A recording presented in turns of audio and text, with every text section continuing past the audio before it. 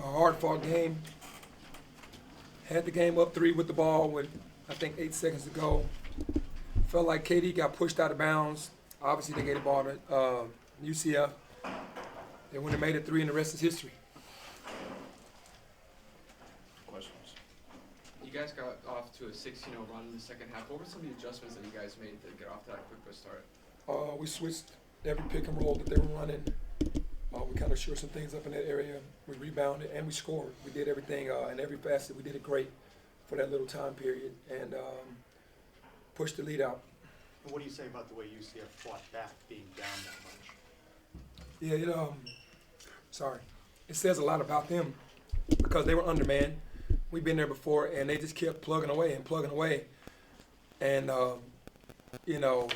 Horton and Kelly, Suggs, guys just wouldn't let them lose. And Taylor being a freshman, he did a great job as well. But then you come off the bench, and P.J. Edwards goes 3 for 6, and has 8 big points. So you got to tip your hat to them. They're hungry, and they're playing well. Was there one turning point in the game, like one thing you could point to that made the difference? Well, I think that I've watched this for 17 games now. The reigning MVP comes down on the sideline right in front of me, up 3, 7 seconds ago, to put the pressure to win the game. To me, that's the turning point. You don't make that call for us. You make the call to give them the ball, and that's the turning point in the game. Kendrick Davis with 42 points. Can you just speak about his performance? Yeah, great performance. 21 for 23. Didn't shoot the 3 well. 10 for 23 from the field. 42. Tried to put us on his back. It just wasn't enough. He's a fighter, has a huge heart, and is always going to give us an opportunity to win. UCF got you on the 3-pointers there, 16 for UCF, 6 for you. What do you think your team needs to work on as far as 3-point defense, and how much is that? Yeah, we're just not getting enough clean looks, and when we do get our clean looks, we're not making them. That's the biggest challenge. We shoot more than anybody in the country, I promise you. We get a lot of shots, so guys just got to make them. What are some of the things you're telling your guys in those 2 overtimes as the game is really sort of getting kind of where everybody's getting, I'm sure, really fatigued and everything? Yep. Yeah, that you got to get stops.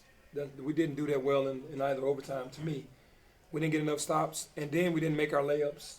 We didn't get to the free throw line, I don't think. And Kendrick was the only one that got to the foul line. So, we didn't make enough defensive stops to bring the game home.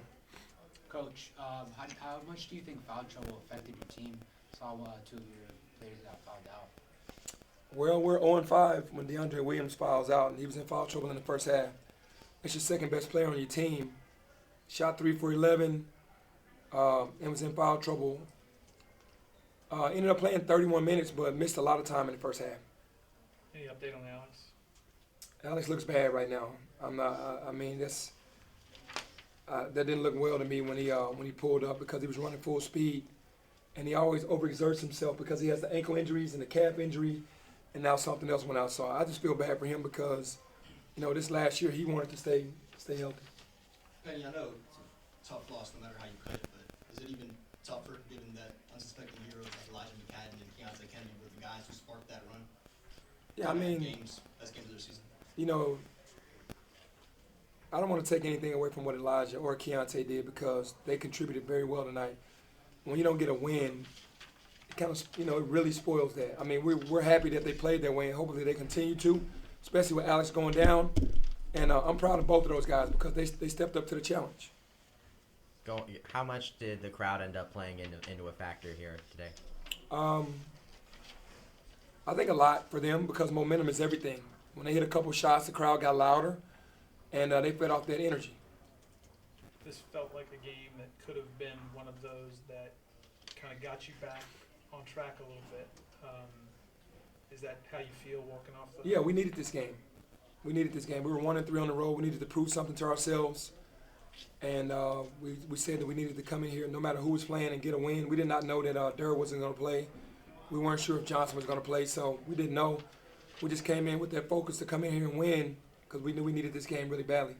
So then what do you say now, to the guys to keep them, to try and get it back on Well, we even though it was double overtime, we gave up 107 points. Until we get the teams in the 60s, low 60s every game, 50s, low 60s, then you're not going to win. We got to do better defensively. Anything besides, the obvious stuff that's encouraging besides Kendrick, besides? I mean, we're scoring enough points, so that's very encouraging. The rebounding matchup, we lost that again tonight, which hurts because nobody's really rebounding the basketball. And defensive stop and giving up 17 offensive rebounds, and then you go to double overtime. That says it right there. You got to defend, you got to rebound. That's the end of the defensive segment, is to rebound the ball. So we're not doing that. Until we do that, it's going to be hard to win on the road against good teams, against any team.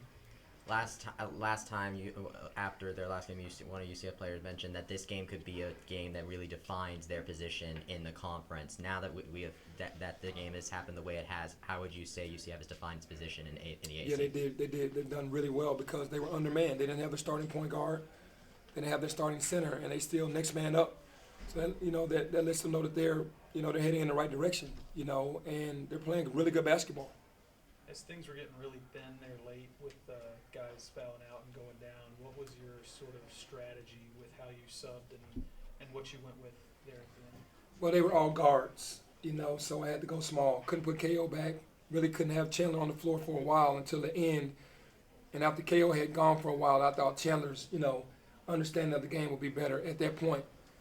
And, that's, we're injury riddled just like they are. And we got into foul trouble, man. We just have to be able to defend without fouling. We almost had to play with 4 guys in one. Seemed like at one point. 2 more.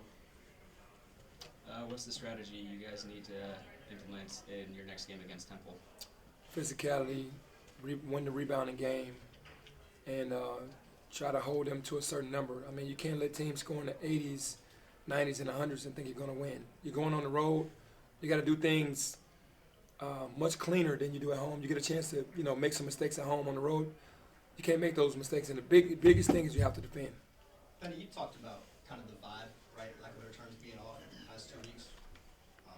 What did it take to kind of get that back on track and, have what was on display tonight? It's going to take those guys in the locker room to just draw the line in the sand and say enough is enough. It is. We're well prepared. All we need to do is bring energy, and we're not bringing energy if we get down 19-6. We got it back in there, but we always have to fight back from so far on the road, and it's not a good feeling. And the guys in the locker room, what it's going to take is those guys to get tired and draw the line in the sand. Thanks, Coach. Thank you. Yeah, no problem.